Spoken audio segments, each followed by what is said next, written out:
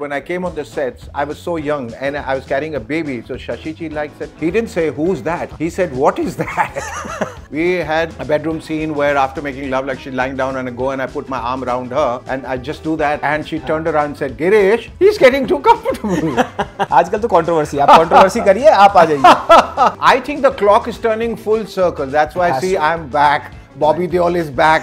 Sunny Deol is back. Somebody took my photograph, hit my face, and then asked Tabu, who's he? Guess who is he? So she's looked at it and said, Brad Pitt, Tom Cruise. He removed and she fainted.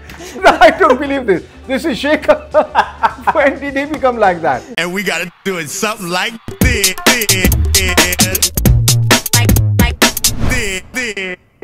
The legendary Shekhar Suman. Sir, I welcome to the podcast. And it's जैसे हम अभी बात ही कर रहे थे, it's a goddamn dream come true to sit with you. It's an honor. To just understate it. Thank you so much. I'm so happy to talk to you, Shantanu. Same. Wonderful name. ऐसे नाम सुनने को कम मिलते हैं अभी. हाँ sir, मेरे को भी ज़्यादा नाम शांतनु वाले काफ़ी later on in my life I got to know a lot of people who shared the same name with me. हाँ जी. So my mom was the one who kept the name. And okay. And same sir, thank you for being here. Thank you for gracing us. To be very honest. A talent powerhouse, and I'm not saying very polite. You're being very kind. बिल्कुल भी but नहीं, I'm sir. flattered. बिल्कुल भी नहीं. It's like an admiration that I've had for you and the work that you've done growing up as a 90s kid and watching you regularly on the television. And there were very few faces, you know that. And you are one of those. You are one of those pioneers who actually did comedy, everything. You could do everything. You are a person, you can give a role to this person and you cannot ever stereotype him. And please say this in your podcast every time you have with anybody else. Shekhar Suman is the guy who could do anything, but he's untapped, undiscovered till now. You know, give him more roles like, you know, that you can't imagine him to be doing. Yeah. वही हम हीरा मंडी में देखने वाले हैं, sir. I think Heera Mandi में एक ऐसा आपका चेहरा दिखने वाला है जो I don't think so people have seen in a very, very long time. Yes. And it gives me immense happiness that I'm trying out something which is so out of the box.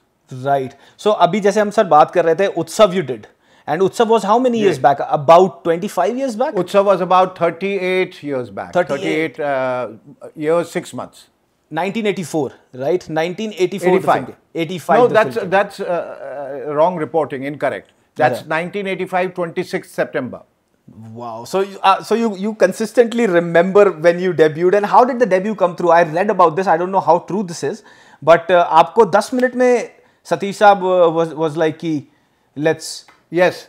मुझे बम्बई आए हुए अभी 15 दिन हुए थे. मैंने अपने suitcase भी नहीं खोले थे और before I could say Jack Robinson, Utsav happened to me. It was a chance meeting with Shashi Kapoor, right? And I was sitting next to him. He was getting bored, so he started a conversation with me. In that conversation, after 10 minutes, he actually offered me the film, which was like I fell off the chair, and I thought he was pulling a fast one. And I said, "Sir, are you really honest? You just saying it out of boredom, or do you mean it?" He says, "No, I mean it. You look the part. We've been auditioning so many boys and we haven't come to a conclusion. I think you suit the part, and will you do it?" I said, "Will you do it?" I mean, I give my right, left arm, and all of that to do the film. And he said, "Well, if you get chosen, you will be paired opposite Rekha." And that was it. My heart stopped beating. And after that, it was all dark and dungeon. I thought I was in a deep dungeon and I couldn't see anything. I stopped hearing everything. And I said, this cannot possibly be true. This cannot be true.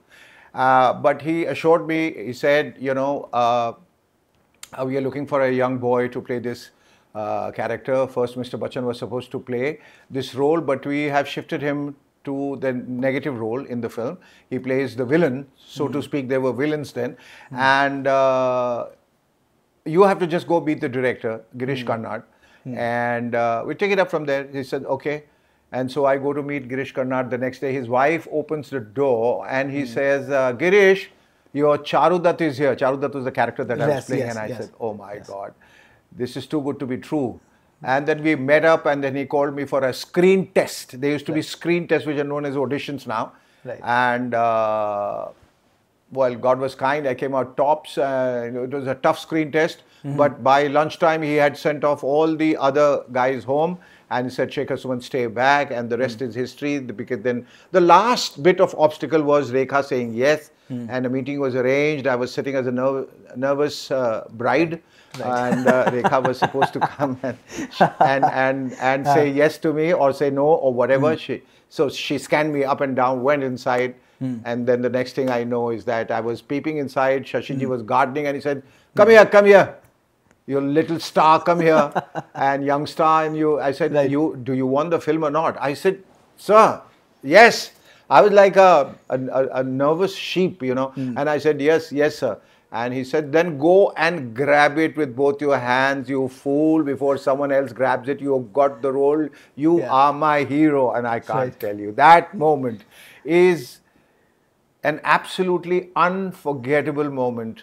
If you say, what is the best moment of your life apart from like meeting my wife, I would say this was the moment that made me what I am today, that gave me the confidence, that gave me the status, that gave me everything that I desired for a young rank newcomer who just walked into Bombay with dreams and stars in his eyes and gets to meet Shashi Kapoor, gets a dream debut, an unprecedented break. And I'm so thankful to Shashi ji. May his soul rest in peace, and Girish Karnad and Rekha, all of them saying yes to me. Sir, how old were you? How old were you when this happened? And the second I was 21. Oh God damn it! And how old was Rekha then? I don't know. I haven't asked her. It's bad manners to ask a lady her age. And I don't think that, you know, we keep asking actors their age. I feel actors are ageless. And if they are not ageless, they won't be able to play all these characters at various stages of their life. We have to move beyond the confines of age. Age is just something that is on your birth certificate. But while playing these characters, over the years, you forget how old you are. It's like being abandoned in the jungle and no one tells you your age. You just grow up being a person. That's it. So I would be probably as old as I look or as old as I feel. But I just met Rekha ji after so many years at the premiere of Hira Mandi, and she said, you know what, Adyan was standing next to me. She said, when you came to me, you were a little baby. Now that baby has got that little baby. That baby has now grown into a boy, full-fledged boy, and he's, you know, acting with you. Isn't that wonderful? I said, you know, Rekha ji, do you remember that when I came on the sets, I was so young and I was carrying a baby. So Shashi ji said, he didn't say, who's that? He said, what is that? What is that you're carrying in your hand? So I said, my little baby, my son. So he said, no. I said, yes. So first of all, I don't believe you're married. Now you're giving me another shock, another surprise, saying he's your son. Stop the shooting. He said, just stop the shooting for a while. You guys come and stand here.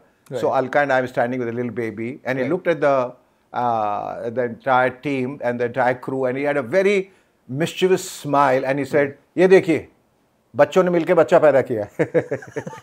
So I still remember that. I still remember Rekha carrying my little baby in her hands. I still remember him throwing up on her costume, and we were feeling so terrible about it. And she said, no, it's fine. It's just okay. I'll get it ironed. I'll get it clean and all of that. So great memories of Utsav. I remember that they played a prank on me, Shashi Kapoor and Girish Karnad, because it was an erotic film. And they said in one of the scenes, you know, you will have to expose your bum. I said, what? Yeah, we are showing you a backside, you made love, you're standing against the window, and then, you know, you just walk and you are sort of naked. I started crying. I said, I can't do that. I can't do nude scenes. Please, sir, you never told me I would be without my clothes. And then they had the greatest laugh of their life. They said, we are just kidding, you fool. We were just trying to rag you. And that was it. And I was like so nervous. Are they really going to like show my backside or what? Will I be able to do it? And I won't. And what would happen if they throw me out for not doing this? But anyway, it was just a joke. But pleasant memories because we were shooting all over the place. We were shooting in a place called Kundapur, and which is near Mangalore. And it's for the first time or the second time in my life I was taking a flight. And I had heard, it's on a mountain top, Mangalore, and a recent air crash just happened out there. Right. It's like a tabletop and it's very risky. It's very, very difficult for the planes to land. And I had heard stories about planes not landing well on Bangalore. And I said my career is going to finish off before I land, because the plane was shaking and I was landing, and I said, Bhagwan, is bar utar do, baad mein kabhi maar dena, but right now I need to land properly and I need to go to Kundapur and drive down. And I was so scared. I still remember.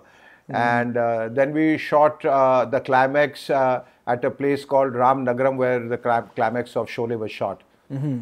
And I remember the last day of the shooting, which I've never told anyone, but now since the topic of Utsav has come, while we were just returning from Bangalore to take a flight from Bangalore, we were shooting a little away from Bangalore and we're coming down.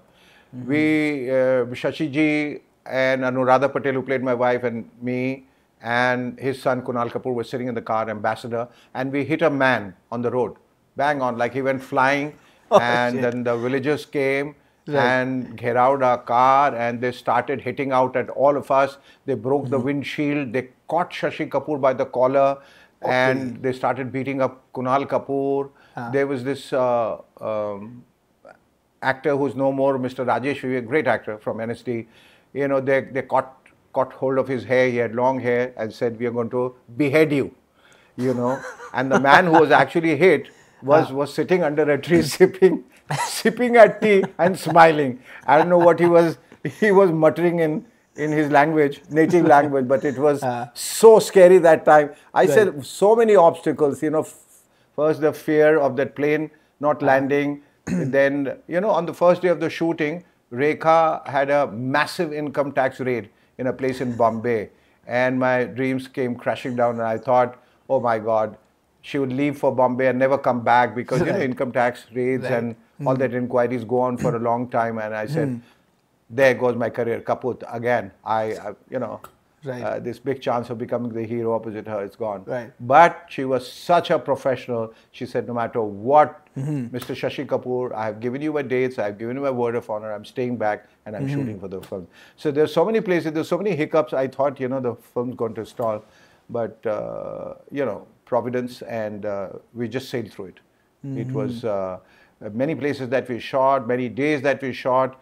It was difficult because, we used to shoot twice, once in English, once in Hindi. It had an international version to it also. So I felt really important. I felt blessed, and I felt truly like a hero. And I was so happy that that time there was a magazine called Bombay, which was very, very popular. And then it printed a photograph of mine and said, "A star is born." So I cut that picture out and I framed it and I sent it to my dad. And he was so happy, because I remember my dad used to be very disappointed in me, and he used to always say that I have 3 daughters who are marvelous, fantastic. I have only one son who's the black sheep of the family. Can you believe?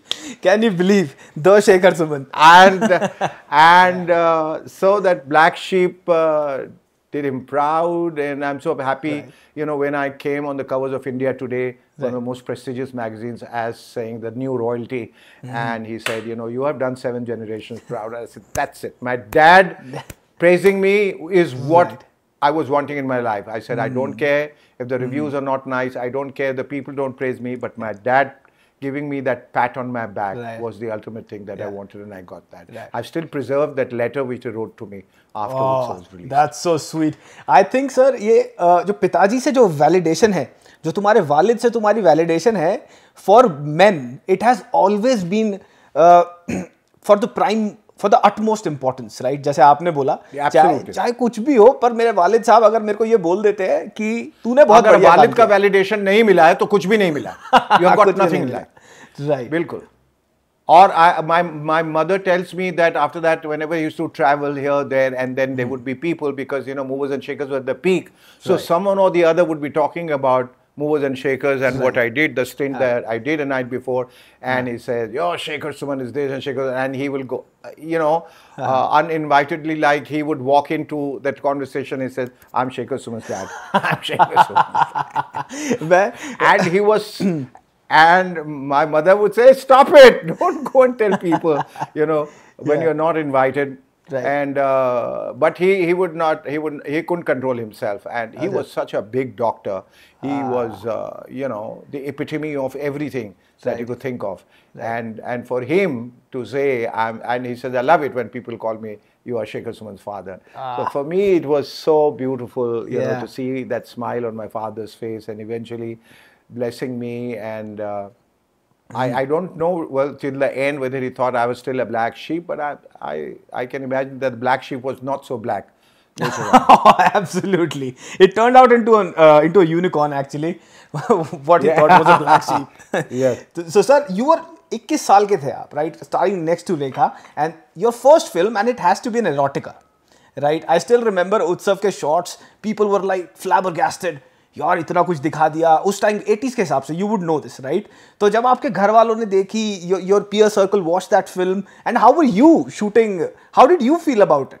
How did you feel about shooting all those intimate scenes with Rekha ji and everybody? I guess it was part of my profession that I had to do it honestly.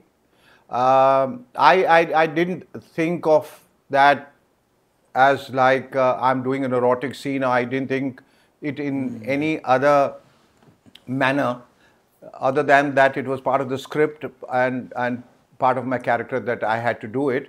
I got tremendous support from Rekha and tremendous support from Girish Karnad, and said, "Look, we are all professionals. These scenes need to be done, and they have to be done and executed professionally. So don't be hesitant while you embrace her, while you touch her, or while you're interacting with her. Right. Don't be scared that she's Rekha and what would she say." And in turn, she also gave me a lot of leeway, the latitude to perform the way I wanted to. And she said, "Just feel free to do whatever you want to. Let there be no inhibition while you perform." That gave me a lot of confidence, because I remember the first day we had an intimate scene, a bedroom scene where after making love, like she's lying down, and I go and I put my arm around her, and I go and I just do that, in the rehearsal on the first take, and she turned around and said, "Girish, he's getting too comfortable." "He's getting too comfortable with me. Isn't he supposed to be nervous?" So he said, "Yeah, but you don't know, Rekha has been practicing the whole day with a pillow thinking it's you." So that he made light of the situation. But I convinced myself I was Charudat and I was doing that. And Rekha, of course, would just sort of joke around and pull my leg. But otherwise, any scene that I did with her, it was thanks to her that she gave me all the confidence that time and the cooperation that I could do those scenes so easily. Right. So I would forever be indebted to her for her professionalism and for making me comfortable. Right. This is such an experience. So these are stories probably you would never forget in your life. Right? Yeah. वो जो यादें हैं उस time की पहले वहाँ का. Moving on from that, sir, how did Movers and Shakers come about? I mean, जैसे अभी हम बात कर रहे थे, we were talking about that. My father was like a diligent viewer. Where did Utsav come from? It just came out of the blue. Sony was wanting to do something exciting with me after Dekh Bhai Dekh, and then we put our heads together and said, "What should we do?" Right. So I said, "I don't know." So I had done a New Year's Eve special on Z, where I just stand and talk to the audience about everything under the sun. Right. And they had liked that concept. So he said, "What if we have a show, something like that, where you come and talk to your audience and, about current affairs, about everything, about news, and you have your own take on it." And I said, "Yeah, something like what R.K. Lakshman, does in his cartoon every day, the cartoon strip. You said it on Times of India. Something like that, Right. He's a spectator, and he's watching everything with a very vigilant eye, and then he would sort of have his own take on it and satirize it. So they liked the idea. I said, let's do a dummy shoot, and we did that, and everybody loved it. And then we added a band, and we added a table. We added like a coffee mug, and there it was. The show was ready. Somebody later told me there was like similar shows in America, like exactly. Jay Leno was doing. Exactly. I was just going to ask you this. Yeah, all of them. I hadn't heard about that. I hadn't seen those shows. And so I said, I don't even want to see those shows if you have the tapes. Let me do it my way. And I had a gut feeling that I will be able to kind of give it my two-bit to it or my flavor. Right. And that's how it started. And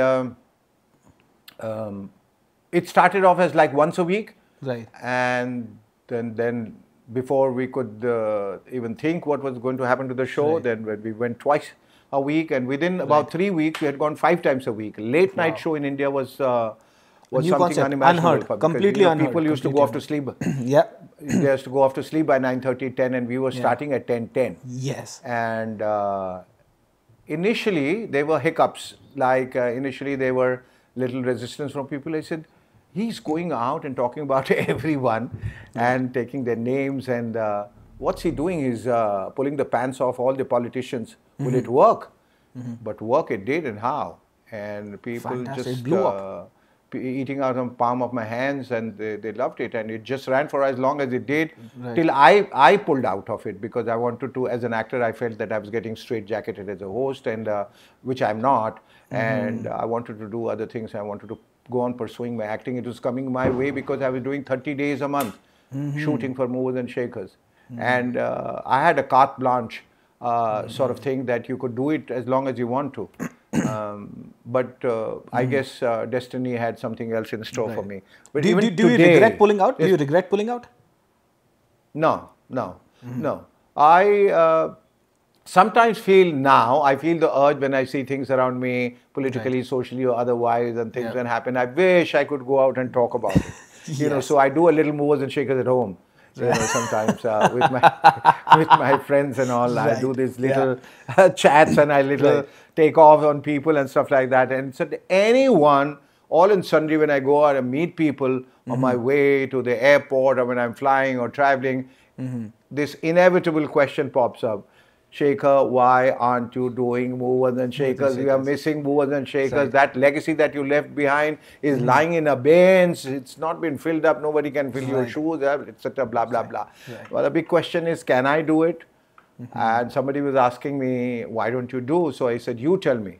Can I do something like that today? Because today people have become like intolerant, and they can't take a joke. There is nothing left in the name of sense of humor. So what do I do? But I guess the time is coming now, and I'm preparing. And I do, honestly, I do miss it sometimes. And everybody does, sir. Everybody does. I think there are two things. If you देखो, अगर आप पहली बात उसका reboot लेके आते हो right now with the internet thing and with the way you have kept yourself so intact, still at 62 years old, 61, 62 years old. I'm sorry, apologize if I'm getting your age wrong. नहीं ठीक है. Right? हाँ, आप बोलते जाओ. 62 बोले, 72 बोले, 82 कोई फर्क नहीं. For me, I have never cared about that. I said I've grown out of that. Exactly. And it looks like that. It looks like that. You just keep numbers as numbers. You've kept yourself beautifully intact over the years. हाँ जी. और अगर आप बड़े OTT platform पे movers and shakers को लेके आ रहे हो, मैं बता रहा हूँ वो अगले 5 से 6 साल का सबसे बड़ा स्मैश हिट होगा. It has so much nostalgia factor attached to it. Yeah, you have shown me the way. I'll give you all the credit now. Next time is giving me that confidence and say yes, I have to get it back on an OTT show. Yes, that's the way. OTT में तो मैं जरूर कर सकता हूँ. But apprehension यही है sir. I think when you said that, can you actually be so eloquent or so open about the political scenario right now that you used to be? हाँ जी. वो कर पाओगे कि नहीं? That's the biggest question. वो करके देखना. I'll have to test the waters. It'll be a litmus test. थोड़ा सा पानी छू के जब नहाने जाते हैं ना, थोड़ा ठंडा रहता है. थोड़ा. और सर आजकल तो कंट्रोवर्सी है. आजकल तो कंट्रोवर्सी. आप कंट्रोवर्सी करिए, आप आ जाइए. शेखर सुमन, आप देखो ना, मैं आपको हेडलाइन बता देता हूँ ना, क्या हेडलाइन होगी. आपका पहला एपिसोड आया and you took a dig towards whatsoever the political scenario is in the country right now, and the next morning, every meme page would be sharing Shekhar Suman is back and he said this and he said that. And Shekhar Suman is back on the damn map. Nobody can beat you with the way you deliver things, number one. And how intelligently, how satirical you can put it. जैसे आपने कहा था यार कि मैं satire करता हूँ, तुम comedy समझ रहे हो इसको. So I know. Right. Do you think the audience has evolved that much, or the audience was way more evolved back when you were doing movies and Shakers? They have regressed. I was expecting this. They have regressed. As a matter of fact, there were far more intelligent people then in that era who were more literate. Right. अब पढ़ना लिखना भी कम कर दिया है, अब समझना भी कम कर दिया है. एक तो बड़ा peripheral knowledge है उन लोगों का. You know, it's something which is very surface level.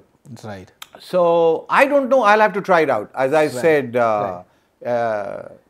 it can go either ways.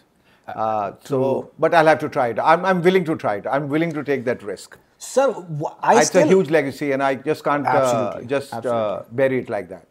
Sir, हर कोई अपनी legacy पे bank कर रहा है. You look at Sunny Deol, even the A-list Bollywood stars, everybody's coming back with the remakes and stuff. Everybody. I think the clock is turning full circle. That's why, I'm back. Bobby Deol is back. Sunny Deol is back. Everyone is back. You know, the flares are back in the fashion scenario. You know why? Because everything that was bygone, right, had some tathya to it, had some material, had some really heavy weight had the gravitas. Yes. Weightage to it. Yes. True. So now what the content that we see, I'm telling you as a person who's been watching, reviewing film for the past 5-6 years now, कि आजकल खोखला हो गया sir content. The content even देख by देख को अगर आप कंपेयर करोगे, the writing that we used to see in the early 90s and the early 2000s was fantastic. Absolutely unmatched. और अब सीरियल देख लो, आप सर पीट लोगे आप सीरियल देख के. अब हो क्या रहा है भाई? सही. You are so right. Do you review films? Yes sir. I review films and I review web shows, everything under the sun. Entertainment related. Okay. So sir, that's what I'm saying. The things that you had done in the past, if you recall all of these things and reboot usko leke आओगे, then things would be phenomenally different. Absolutely. Because I still see you. मैंने आपके interviews देखे ये सब करने से पहले, and you're still so flamboyant about things. That's the best part. And you've been through a lot. You've been very vocal about it.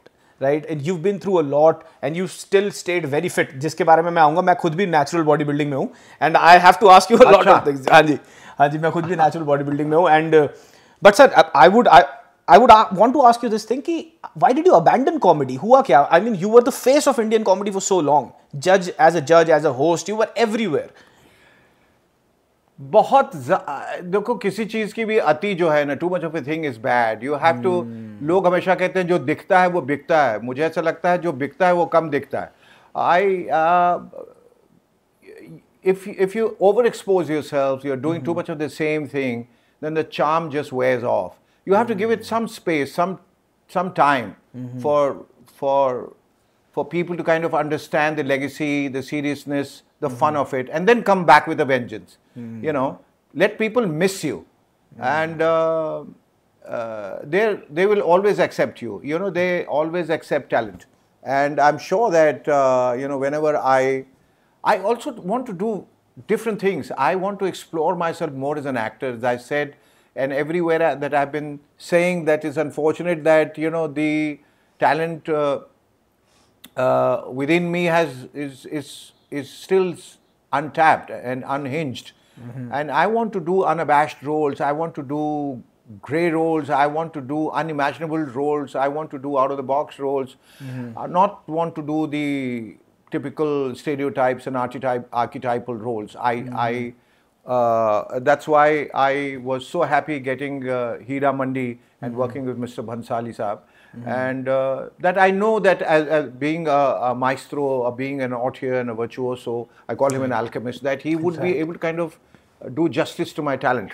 And though the role may not be very lengthy, quintessentially, it is the story of courtesans and tawaives, and the nawabs are making a little foray into that gunjaish, but they are catalysts and they are very, very significant. So even if then they are not on the screen, they're still being talked about, and they are pivotal to the script and the plot. Right.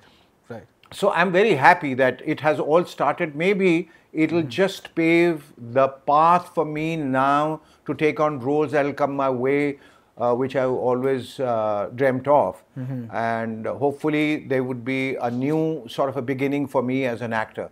I've always been in an area where I've been the kind of person, never say die, and just go on with gusto and with all my exuberance. And so I'm ready to take on the world, you know. And somebody who's listening to this podcast, some director somewhere, even in Hollywood, what the hell, in Canada or America anyway, just, you know, you have to give me the chance to prove my mettle. And I feel that you know, there is a burning desire. There's a volcano which is just waiting to erupt. It should happen. If it doesn't happen, it'll be terrible. It'll be a tragedy. But I hope that I am able to do kind of different kind of roles and surprise and shock my audiences all over the world. So I'm just waiting for the results to come out after Hiramandir releases. And it's got a great cast, it's got a great director, stellar it's cast. mounted big, it's ostentatious, it's opulent, it's, you know, the vastness of it and the richness of it and larger than life, dreamlike poetry, all of that, all rolled into one. The world will be surprised that India is making, you know, films like this, that we have achieved the kind of technical excellence and brilliance that you get to see only in Hollywood films, but we have arrived. And so, yes, movers and shakers on one hand, television on one hand, but I am again thinking that I'm quintessentially a film actor. I began with Utsav, I did Anubhav, I did Nache Mevri, I did Pati Parmeshwar, I did Sansar, I did Tridev, and blah, blah, blah, so many films. But that thirst to do good roles is still there and getting stronger by the moment. So I hope that with Hiramandi, now all of that comes true. Sir, Adhyayan ke saath, you've directed him in 2014 also. So now you're sharing screen space with him. I don't know if you share the same shots or not. Maybe, I haven't seen the show yet. But aapko kaisa laga? I mean, Adhyayan has been in the industry for over a decade now, right? And he's done some really good work in the past 2, 3, 4 years. Well, finally he got his due, Shantanu. I think, you know, he waited long enough. He walked the dark corridors of his life, been in the deep abyss, but he never lost hope. He never lost faith in himself, and he was always, you know, down to earth and sort of taking everything on his chin, kept his head above the water, and he understood that, you know, you have to wait for the right role to come and then just keep your fingers crossed. And he was hanging on to the last vestige of faith. A miracle happened. And he gets a call from him, and of course he was overwhelmed, exultant, and I was delirious with excitement and happiness. For him to have waited so long and just, he went on manifesting and thinking one day there will be light at the end of the tunnel, and there was abundant light. And yes, and then in a few days, even while my wife was wondering why I hadn't got it, and it's always there. When I get something, she turns around and tells Adhyayan, why didn't you get it? Or why hasn't he got it? I mean, like, he's not inferior to you, he's not any less. And when he gets it, then she asked me, why haven't you got it? So there was the same thing she was asking me. And probably as though on cue, the phone rang and it was from his office and offering me a role. And I said, my God, you could have asked for anything. And it was such a pleasure. And I keep saying that to watch Adhyayan's craft as an actor, that I was watching him on the sets. It was three-tiered, three-layered. I was watching him as a father, like a father would watch his son. I was watching him as an actor, like a professional.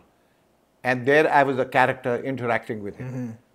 You know, so as a father, I was feeling gloriously happy about my son, that he has finally got his due, and then and that he has the grasp of the craft, and he's doing so extremely well as an actor.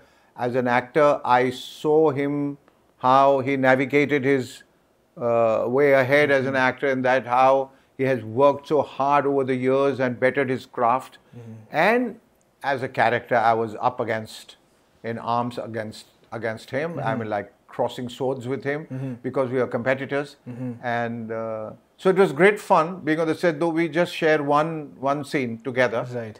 But it was more than that. I remember I was elated with joy, and it was so nice when I got a call from Bhansali. I think after the first shot, he called me and praised him to the skies and said, where was he all this while? And you know, I mean, he should have been right there. And I said, Sanjay, there is like always a time and place for everything, and so it has happened. I think, you know, der se aaye lekin durust aaye kind of thing. And I said, it's better late than never. And it started off so well. And so that was a great validation, because, you know, he kept praising him for nearly about 10 minutes, and I was nearly teary-eyed. I was listening to it, hanging on to every word that he was saying. And then I kept telling Adhyan that you needn't worry at all now, that, you know, if you start off with such a validation, your journey ahead is going to be very beautiful. And now we have wrapped up the film, the series, whatever, and then now we are waiting for the release of the first, and we are keeping our fingers crossed. And the reactions that have especially come his way, because he had a bigger scene in the first 2 episodes which were premiered. I have a scene in the first one, and third, fourth, and so on and so forth. But people have taken notice of him and praised him, because it was not easy to stand your own ground in front of a competent actress like Manisha Koirala, Risha Chadha, and then a crowd of about 200-300 people all around you. He held his ground. So, sir, kabhi aapne, have you been, as an actor, as a professional, as you mentioned, you were looking at him while he was acting with you. Have you ever been off the camera very hard on him? Ki yaar, tum ye galat kar rahe ho, then this is something that you should... Not hard on him. Not hard on him. But I have been very patient with him, and I always tell him, don't take your craft for granted. You know, like even before he was going on the sets, he was like little nervous, but he wouldn't rehearse. Nahi, ho jayega, kar lenge, I'll do it.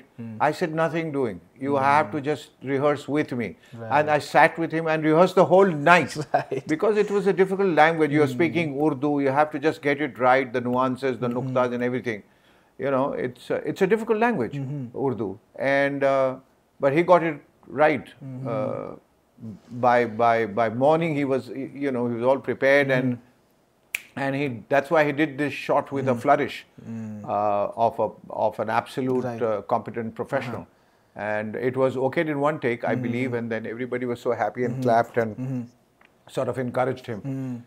So I keep telling him, I keep correcting him, I keep telling him where he's going wrong, and you know, especially the zaban is very important, the language. The actors don't pay heed to that.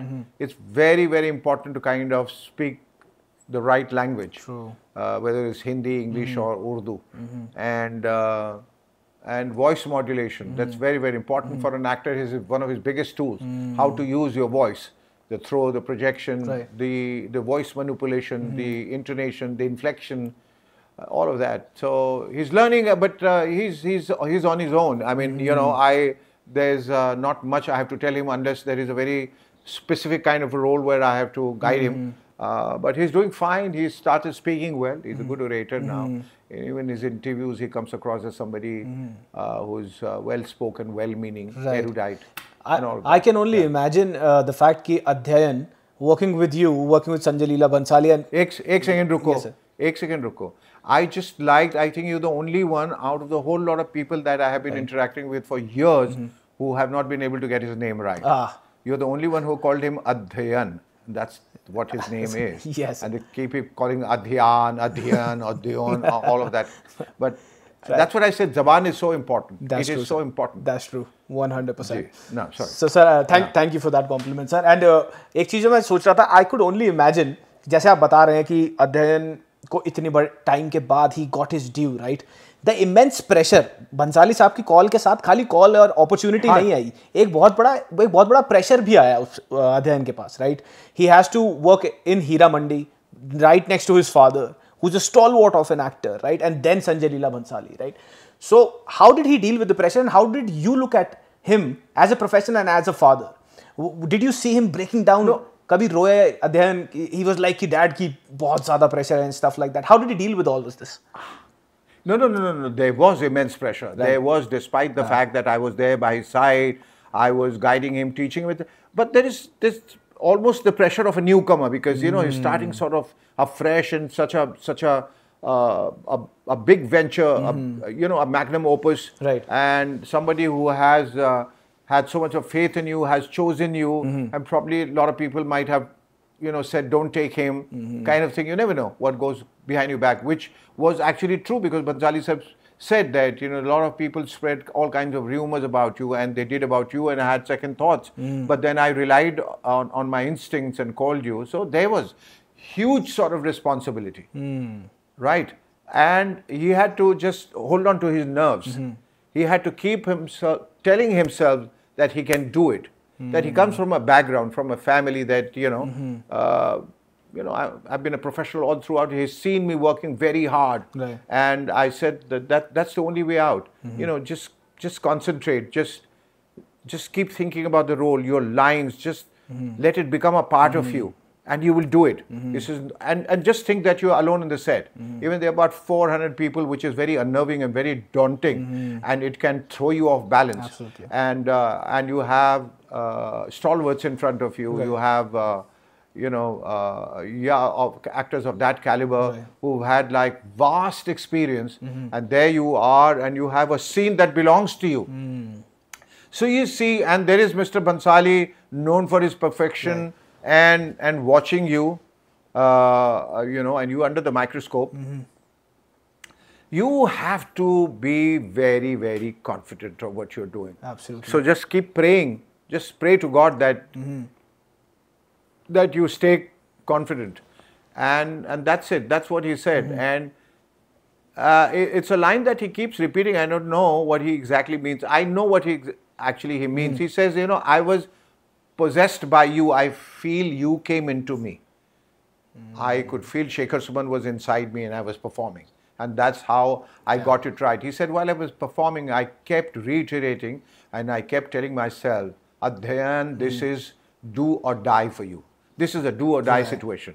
Right. If you go wrong, you will be thrown out. Your career is like, you know, you're washed up in movies. You are finished. You're passé now. And I had to get it right in the first take. It's like when you're on the pitch and you are facing that ball, and then the people are expecting you to hit the six. And then you have to deliver, because you know you have to make your country win. It's like that. And so he with all his might, despite all the fright, right, he just went ahead and got it right. Yeah. Sir, I cannot help but wonder, जब आप दोनों set पे हैं, ठीक है, वो he's your son, right, and you would give anything for his success, right, but then Shekhar Suman is sharing space with his son. कहीं ना कहीं पे सबकॉन्शियसली भी ऑडियंस के दिमाग में ये बात आ जाती है कि यार शेखर सुमन ने ज्यादा काम अच्छा किया अध्ययन से, या अध्ययन ने ज्यादा अच्छा काम किया. How have you ever thought about it कि we are sharing the same screen space, I don't want to outweigh my son, right? No, there the actor comes to the forefront. Right. Said, no matter who it is, I have to give my best. Yes. Yeah, वो कहीं नहीं आने दूंगा, because that's what professionalism is all about. True. You know, there I'm an actor and I have to do justice to my character. So I can't let my guard down. But in my heart of hearts, I would still wish that my son is better than me, that he outshines me, and that people say, look, he's better than his father, or at least in this he outdid him. Definitely, because it's a proud moment for us. Absolutely, I would be too happy. I'd be too happy to take a back seat. हार के भी जीत जाना. But I would not sort of shy away from my commitment of just delivering and giving it my best shot. Right. I would do that. So sometimes I'll see him as a competitor also. Yes. There are moments I said, okay, you said this line like this, I'm going to say it better. Right. Yeah. Sir, you've been extremely vocal about your battles with depression, the downtime you've had, right? And I'm sure अध्ययन का भी आपने downtime बहुत ही closely देखा है.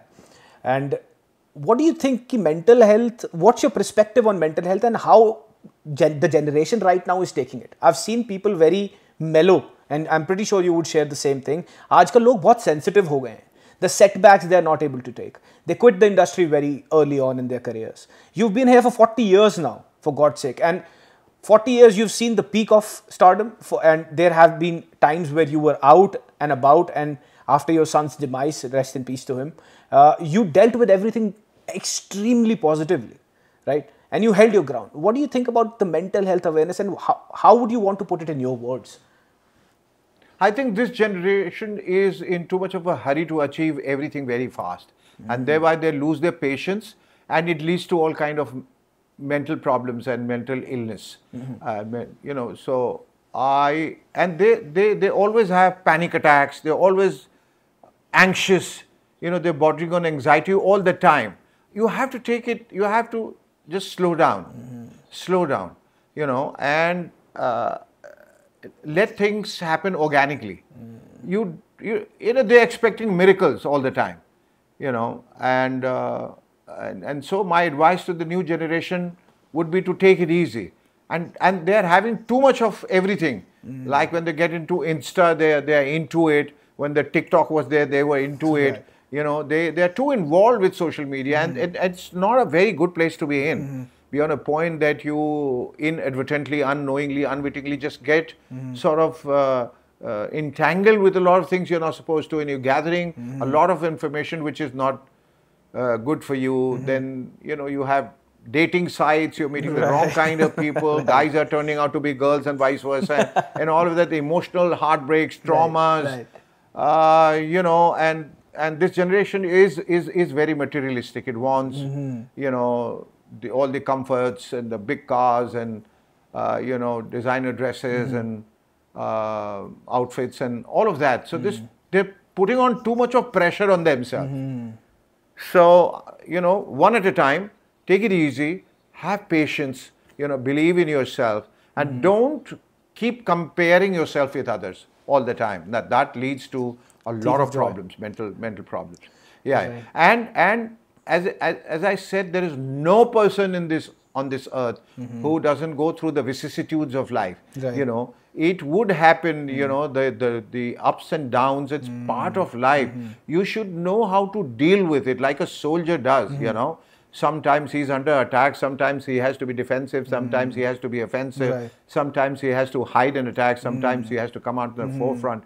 All of that. So, you know, you should know instinctively and judge your instincts, and then go about dealing with it, and take advice. You know, don't be shy of like taking advice from say counselors, and go and talk to them, talk your heart out, talk it out to your, you know, a lot of children are not sharing their problems with their parents. True. And that's why you know, the number of suicides have gone up, you know, and this mental depressions and this anxiety that what I'm talking about. You need to share it out with your friends, with your folks, and all of that, and try and deal with it in a more mature way. Right. And don't be too anxious about everything, because that's not going to help. How did you deal with it? What were some of the quintessential things that you did in your downtime? I had the greatest tragedy in my life, losing my eldest son, and I don't know whether it was depression, but I was extremely detached from the surroundings. I don't know what to say. I was devastated. Yes, I was devastated, and I was filled with grief. I was overcome. And I lost faith in God. Right. And God was my greatest strength. And I kept asking myself, and as far back as I remember when I was talking to God, why me? Why us? Why did you take away my beautiful son at a tender age of 11? And what wrong did he do, and what wrong did we do? And the answer that probably I got close to making me feel okay about it was that I'm not the only one in this world who has faced this kind of catastrophe and tragedy. Right. There are other people, Right. and who have met with worse tragedy. There are people who have lost, 5 family members, 6 family members at a time in car crash and elsewhere, and people have lost because of some dreaded disease. So, though that's hardly a consolation, but in a way that you're not alone in this grief. There are a lot of other people who meet with a similar fate, and so the faith comes back to you. Then, I got back to the place where I was. With my belief in God.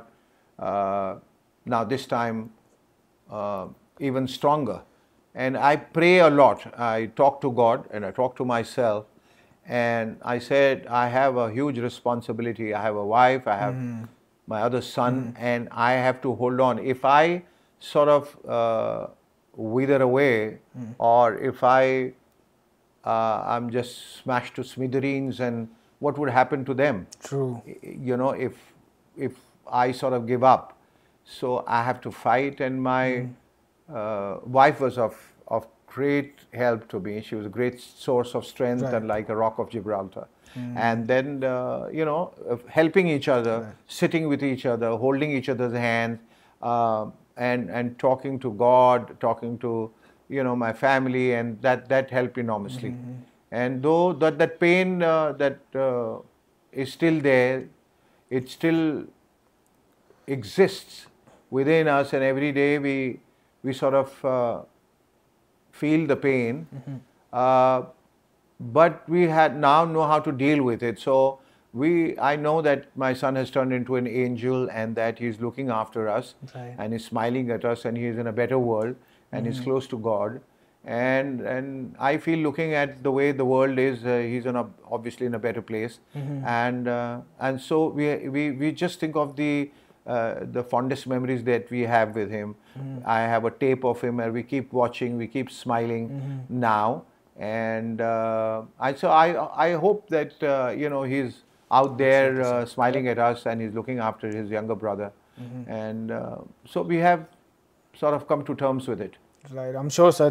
Have you ever thought about writing a memoir or writing a book about this thing? Because the way Yes, you've dealt, a lot of people ask me that, and as I said that, I even named the book, as my father called me, the black sheep. Okay. Wow, that's such a fantastic idea.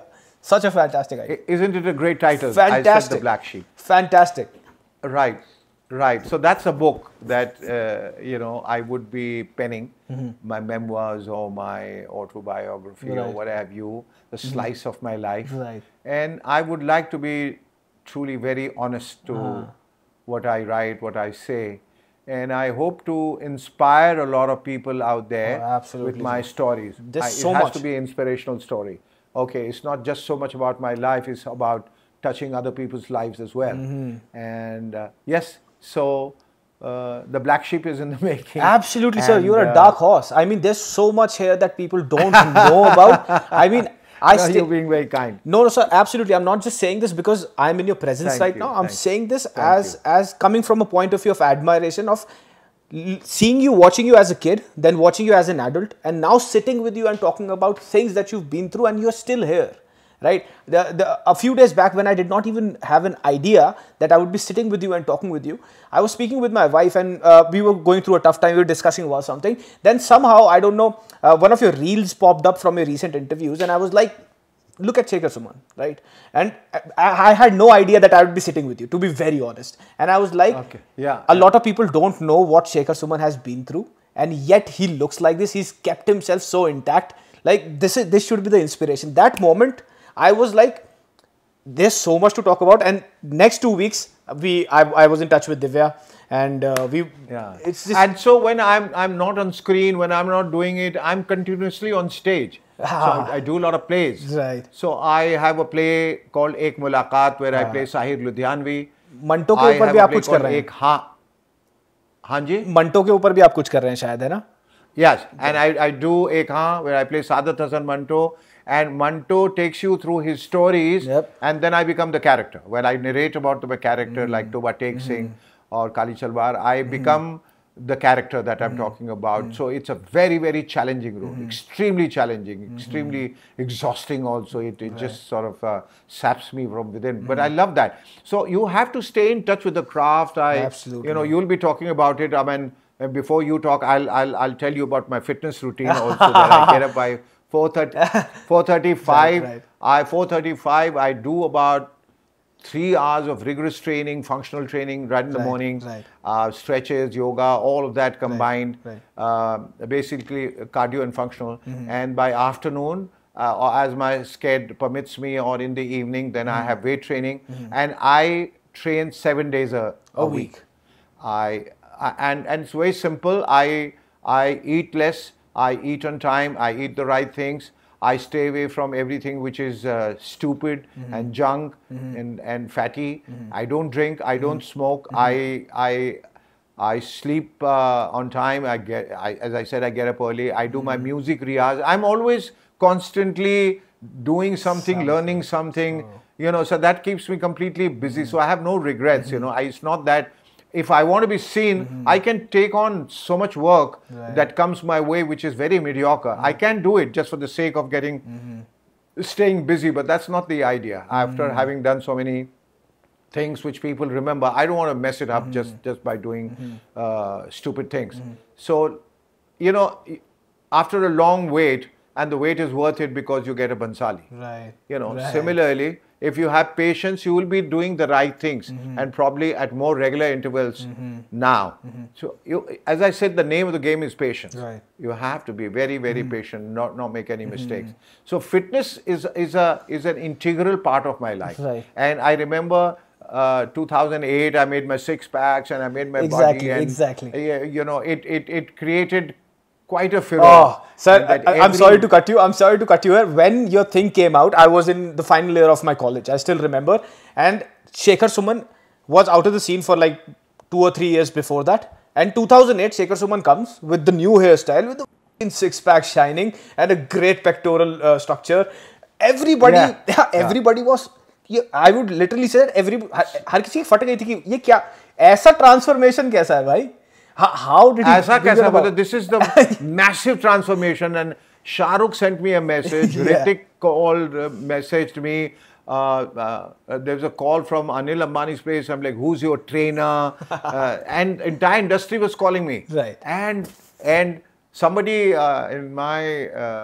somebody took my photograph or bare chested and hit my face, and then asked Tabu or somebody. He was saying, who's he? Guess who is he? So she looked at it and said, Brad Pitt. Tom Cruise. He removed and she fainted. I don't believe this. This is Shekhar. When did he become like that? When did he become like that? So it seemed like a left-handed compliment, but the fact is that, you know, for a moment and for a few seconds, I was Brad Pitt and Tom Cruise, even by default. So, you know, and a lot of people that I met, he says, anywhere we go, the topic of conversation is you. How has he made this body? How has he, you know, chiseled his face? And all of that. But it was just pure determination and hard work. You know, I would be going in the morning to the gym. While the gym was shutting, I would still be gymming. I was possessed. I had to do it because one day I looked and myself in the mirror and I said, you're the ugliest piece of shit in this world, you know, and I have to do something about it. And what was the trigger point? I just got up. What was the trigger point? This when I confronting myself and just honestly accepting what I saw. And I got up and my wife said, what happened? What happened? Why are you so frisky? And where are you going? You picked up your bag. And I said, I'm not coming back till you see me like a different me of it, a different me. And I went to one of the local gyms, and this guy who was training Amir that time, Satya, and I went to him and I said, you know, just do something about me. I want to look different, and I want to have 6 packs, and I want to do this. He says, hard work, sir. I said, I'm ready to do it. And will you be persistent? I said, yes. I never gave up. And I kept, at it till I achieved it. Right. And the youngsters used to say, "Sir, you're giving us a complex. Don't do it." And I used to like, there used to be Saif, there used to be Ajay Devgan, there was like Ritik sometimes coming, Sonu Sood, Zayed, Esha, Vivek, the whole lot of people used to come out there. And they used to all tell me, "You are going through a massive transformation. Every day we look at you and you are changed." And it so happened that I went through a phase again when I got a little lazy. And then I picked up the threads, and now I am back with a vengeance. Right. And what you will see me now probably in a few months, not with 6-pack, but 8 or 10 packs. I don't know. But it's fun. It's fun. Yeah. You know, when the results start showing, you feel so encouraged, and it's amazing. And the best part is that I have not succumbed to steroids or anything external. Yeah, you kept it natural. You know, if you I kept take it completely natural, right?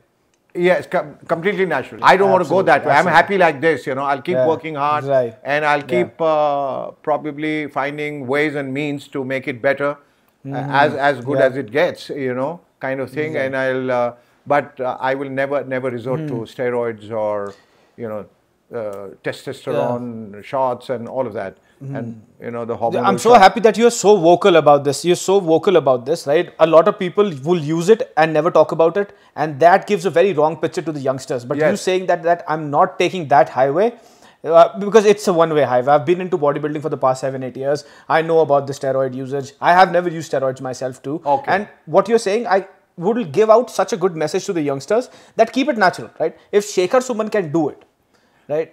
And he's still doing it. I'm still doing it, and I still have the same energy. I'm even better. What I was at 40 or 50. I'm still better than that. I have all the strength.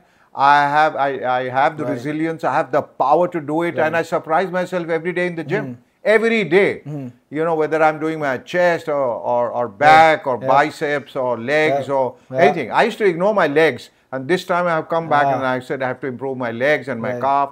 So, you know, whether it's forearms or anything like my push-ups and pull-ups, I have got a lot of strength now.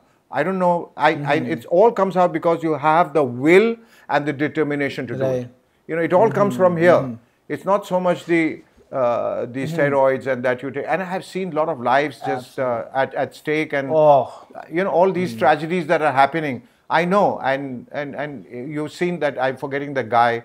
You know, in Insta used to move his chest, and that guy was very popular and with a huge, massive chest. The guy with the blonde hair, blonde curly hair, no? I'm forgetting his name too. I used to follow him as well. He was completely shredded 24/7, 365 completely days. shredded. It takes a toll. And he died. He died, boss. So, Chief, I think, you know, let it come after like 4 months or 6 months or 8 months. Don't lose hope. Don't lose patience. Be at it. The results will show. It will happen. You know, you don't need to look like a bouncer. You don't need an 18-inch or 20-inch biceps. You know, you should be happy with a 16 or a 17 and a chest 42, 43, 44 kind of thing. And you should be lean and you should be shredded. You should be ripped. That's it. Right. And your functional training is equally important. So maybe twice a week or once a week you should do functional training, and that'll keep you in shape. And of course, fitness and being healthy are the two different things. You have to understand that you know, you have to work separately or for your internal organs and for your you know, for your internal health. There is a different side to it, and there is a different route to it. So people who think who are very fit are also healthy, it's a wrong notion. There are a lot of people who are fit, they are smoking, they are drinking, they're all doing all kinds of wrong things. So you have to be very careful. And my simple funda is, you look after your body, the body looks after you. Chief, it's very 100%. Simple. And the confidence that you get wearing your clothes, when you walk, your stance, your gait, your demeanor, your projection, everything just falls into place. Everything changes. Everything. It's very important. So I tell, because a lot of people feel encouraged to do it when they see me, I'm going to do it from tomorrow, but they never do it. And if they start doing it, they give it up within a week, 2 weeks, or after 2 3 months. Absolutely. They're never consistent. Never. Or sir, आजकल तो you must have heard about this whole body positivity movement which celebrates being unhealthy. I know. That's terrible. And whatever atrocious. Yeah. Atrocious, absolutely. Whatever they're doing to their face and going under the knife and the body, they're messing with it. Believe me. Right. Whatever they would do everything except for working hard in the gym and eating right. They would do everything else. Yes. Yes. Yes. And the actors, you know, when they hit Bombay, they come here, they are in desperate need of roles, etc., everything, and they are hungry for stardom. So they want the results overnight. So give me steroids here, give me like, you know, shove it up, down, and they're like overtraining, overstuffing themselves with all wrong things, and they just end up nowhere, and they have problems. All of them are having problems. My trainer also tells me that a lot of people who are coming into his gym and suddenly start developing problems. And so these youngsters, I have to tell them, just stay away from it. Say no to steroids. Say no to, you know, I mean, you know, eat the right food. And work harder if you need to. Steroid is a shortcut, and shortcut would lead to, you know where. I don't want to spell it out, but don't do it. वही instant gratification वाली बात है ना sir. आजकल हो क्या गया है कि हर किसी को लगता है मैं 6 पैक बना लूंगा, मेरा 16-18 इंच का डोला हो जाएगा, मैं एक्टर बन जाऊंगा. This is not how it happens, right? बिल्कुल. मतलब बॉडी बनाने से कोई एक्टर थोड़ी बन जाएगा यार. ऐसे तो हर बॉडी बिल्डर एक्टर होता. हाँ, उनको बस आके बॉडी बनानी है, अपना मतलब कपड़े पहनने हैं और बस फ्लैशी बनना. उनको लगता है मैं एक्टर हो गया. कभी एक्टिंग पे ध्यान देते ही नहीं वो. I don't do anything about acting. Acting is the last thing on the list of priority, which is so sad. पहले एक्टर बन जाओ, फिर ये सब चीजें करना, फिर अच्छा भी लगेगा. You know, you have all the time in the world to do it. And you know, so they are. आप आज तक थिएटर कर रहे हो. आप आज तक थिएटर कर रहे हो. आप आज तक गाने का रियाज करते हो. कोई शेखर सुमन को ऐसे तो नहीं जानता ना कि शेखर सुमन बॉडी बना ली इसलिए एक्टर बन गया. नहीं, Shekhar Suman is already a stalwart. He is a talent power house जिसने बाद में इवॉल्व करके बहुत अच्छा फिजिक बना लिया. जी. मैं तो धीरे धीरे ऐड करता गया ये सब चीज. Of course. Exactly.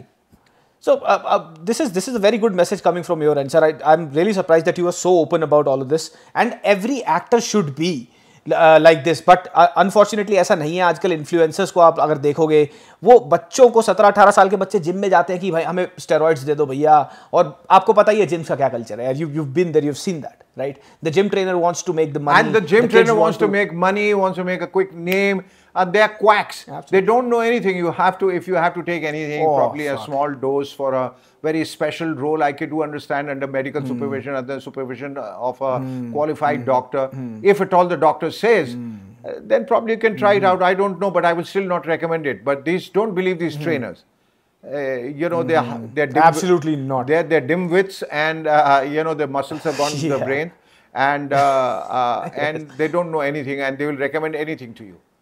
And in India, sir नाम भी नहीं लेना आता है. जी. टेस्टोस्टेरोन बोलना भी नहीं आता होगा. बोलना भी नहीं आता. And they would और वो लगा देते हैं, बस लाके उनके पीछे behind पे they stick it in just. और बच्चा क्या है, बच्चे को 3 महीने में बॉडी मिल गई जो आज तक वो देखता आया है, और लोगों ने उसको बोला था 10 साल लग जाते हैं अच्छी बॉडी बनाने में. वो 3 महीने में भैया ने मुझे 3 महीने में दे दी. हाँ जी. और क्या चाहिए. So shortcuts. No. The people have to be very careful. And of course, don't be a shirker. Don't shirk away from hard work. Just be persistent. The results will come maybe after 2 months, 3 months. But the results that you will achieve will stay with you forever. That's true. Unlike steroids, the day, you know, you have cycles and, you know, someone takes like 2 cycles a year, 3-4 cycles, you get used to that, and doing things in extreme, like you know, leaving salt, leaving complete sugar, all of that is dangerous. So I guess one has to be very moderate with everything and exercise moderation, and don't get swayed by what you see and what you read on Insta, making you know, these bodies, etc., everything. And then I said, I want to be like that. Yeah. Each one has his own sort of a different metabolism, a different kind of body, and it has to be. You have to discover your strengths while you are at the gym, and progress accordingly. And you keep away from smoking and drinking, right? Yes. आप बिल्कुल भी नहीं पीते. बिल्कुल नहीं. Was there a time in your life when you got into it, got sucked into it a little bit? You thought that, I was at one point of time I was a chain smoker, and I just one day I said smoking is the easiest thing to give up because I have given up many times. That was the joke. But yes, one day you have to kick the butt. You have to say, just get up. And I said, no. Once I became very serious about my training, and I had to decide, boss, this is not happening. This is coming my way. So every time I used to feel guilty taking a cigarette out from the packet and lighting it, I would feel terribly guilty.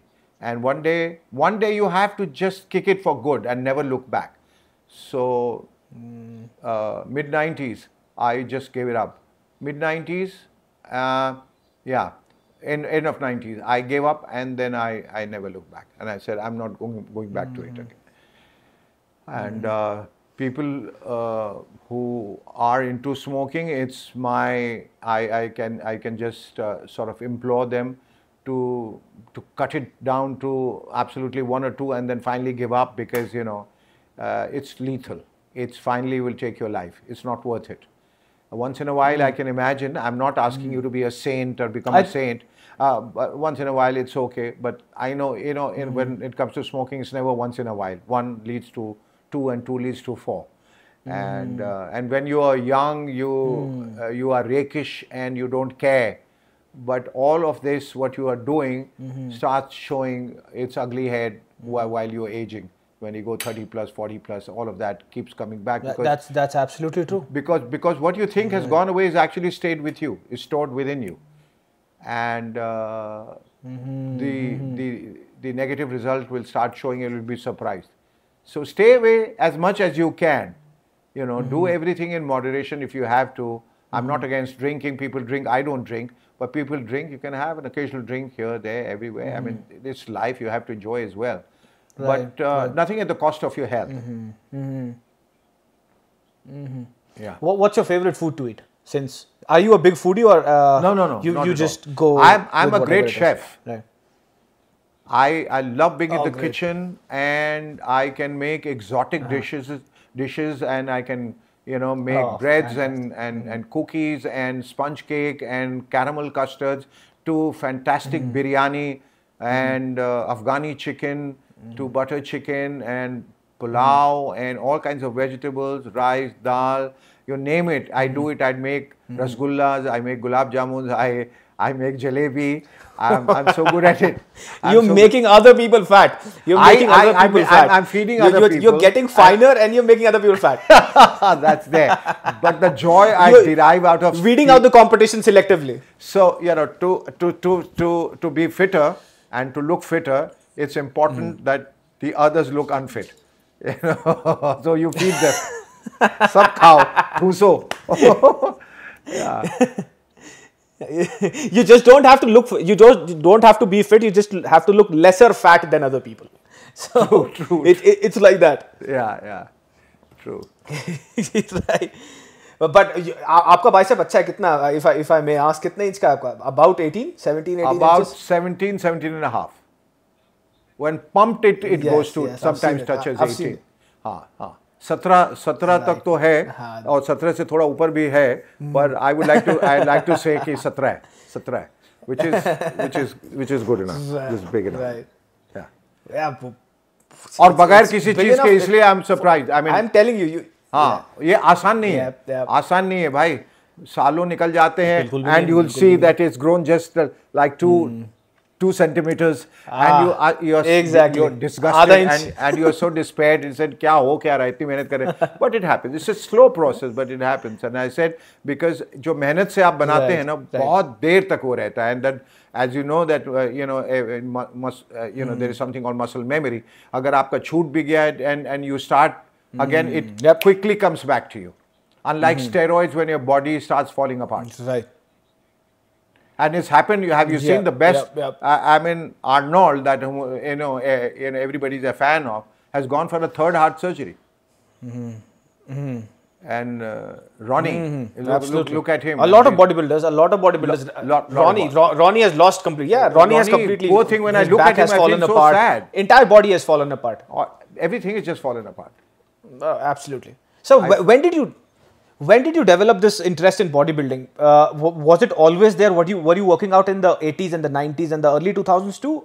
Or those are when you started off? Intermittently. I did a movie with Sanjay Dutt and me together. It was a movie called, you check it out, it's called Insaf Apne Lahu Se, where I played his younger brother and me, I played a cop and that kind of thing. And then he had started bodybuilding that time. You know, he just got into physical fitness. Right, I remember that. That he inspired me. And then, of course, you know, I saw all the Sylvester Stallone films and I was like, I want to be like that. Everybody wanted to be like that, you know, Arnold, Predator, and Rambo and First Blood and Rocky and all that. That inspired the whole world. And I was one of them and I said, I want to be like that. I am going to be working very hard at the gym. But as I said, you know, it's a passion that comes and goes, and you have to be very, very consistent and very persistent. Fitness के लिए आप और मैं बैठ के सारा दिन बात कर सकते हैं. There's a lot that I can learn from you. बिल्कुल. And I love talking about it. Yes. I would be in India in the next 2 or 3 months, and I would love to meet you personally, and we would do this podcast sitting at a place. Extensively, we will talk about 2-3 hours because I can go only fitness. Only fitness. हम दोनों अपने only fitness. Tease में रहेंगे अपने थोड़ा सा display करेंगे. You'll look like beef cakes and we'll sit and talk about like fitness. 100%. It was a lovely conversation, sir. Do you train 7 days a month or 5 days a week? No, 7 days a week. Yes, sir.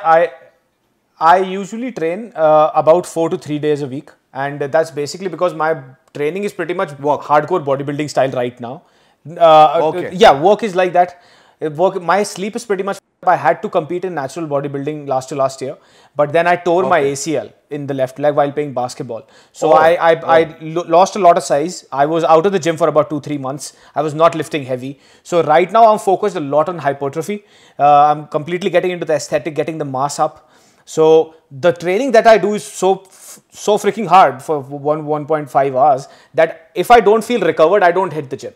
So usually I try to go from 3 to 5 days depending upon what my schedule looks like, how my diet is going on, how my sleep is. My number one point is sleep. Sleep because is very, very important. Recovery is very important. 100%.